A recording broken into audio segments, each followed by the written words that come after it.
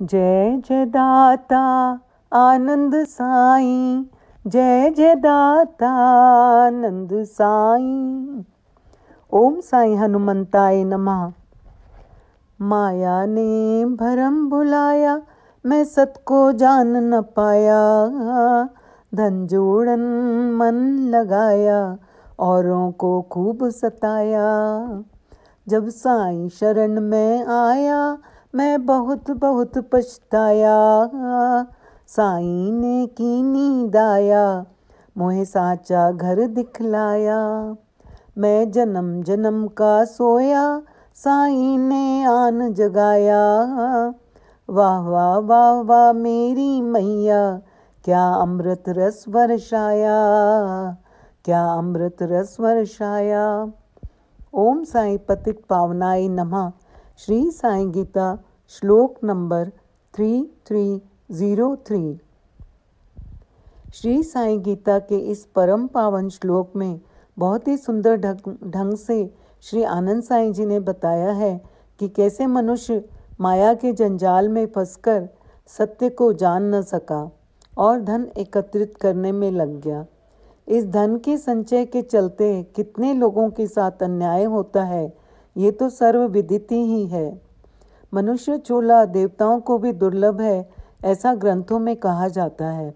ऐसे दुर्लभ शरीर जिसको प्राप्त करके केवल परमात्मा को प्राप्त किया जा सकता है। सच्चे हृदय से ईश्वर को प्राप्त करने की चेष्टा में लग जाना चाहिए। कुछ पुण्य कर्मों की वजह से इतना सुंदर मानव चोला मिला है, तो इसका लाभ अवश्य लेना चाहिए। जैसे पारस मिल जाए तो लोहा छुआने पर सोना बन जाता है। अगर ऐसे पारस से कोई चटनी पीसता है तो बड़े दुर्भाग्य की बात है। मानव शरीर मिला, इससे पाप, अन्याय, दुराचार करके नरकों की प्राप्ति कर लेना अपना सिर फोड़ने जैसा है। संसार के भोगों में लगना यही चटनी पीसना है। भोग कहाँ नहीं मिलेंगे आपको। सुअर के एक साथ 10-12 बच्चे होते हैं, तो 1-2 बच्चे पैदा कर लिए तो क्या कर लिया। धन कमा लिया तो कौन सा बड़ा काम कर लिया। सांप के पास भी बहुत धन होता है।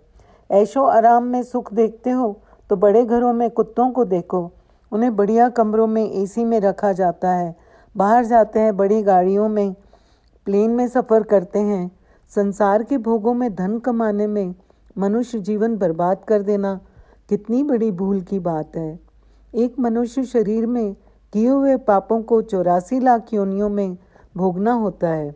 बीच में यदि श्री साईं जी की कृपा हो जाए तो मनुष्य चोला मिलता है, तब भी संचित पाप पड़े रहते हैं और उन्हें मनुष्य चोले में भोगना पड़ता है। लेकिन जब श्री साईं सरकार की दया हो जाती है, जब उनकी इच्छा में रहने लग जाते हैं, हमें सत्य का बोध हो जाता है। पूरी तरह से सरेंडर कर देते हैं अपने आप को हम। आप अपने तो श्री साईं जी दया करके थोड़े थोड़े में कर्म पूरे करवाते हैं। कर्म खुशी से भोगना ही ईश्वर की प्रसन्नता को पाने का बहुत ही सुलभ रास्ता है।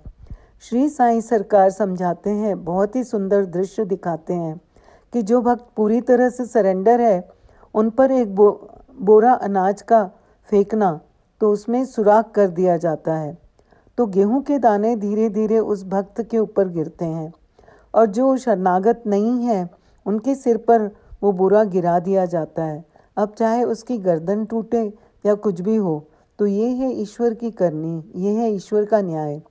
श्री आनंद साईं जी के इस श्लोक में पतितों को भी तारने वाले श्री बाबा सरकार कैसे पतितों का उद्धार करते हैं, ये बताया गया है।